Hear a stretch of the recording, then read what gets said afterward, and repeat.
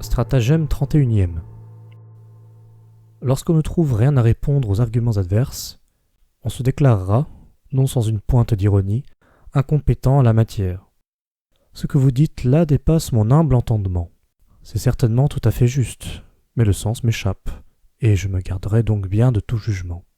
Ce faisant, on suggère à l'auditoire, qui nous tient en haute estime, que le raisonnement est absurde.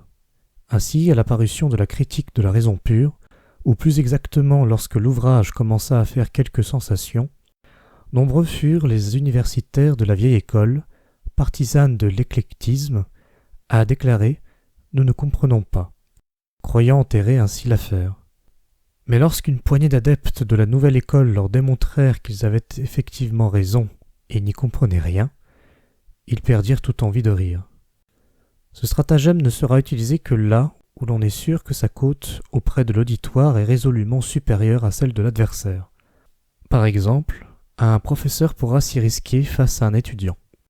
Ce stratagème relève à proprement parler du précédent, dans la mesure où l'on fait malicieusement valoir sa propre autorité et non des arguments rationnels. En guise de parade, on pourra répondre « Si vous me permettez, avec la sagacité qui est la vôtre, je vois mal comment vous pourriez ne pas comprendre. Aussi la faute en incombe-t-elle nécessairement à mon piètre exposé ?»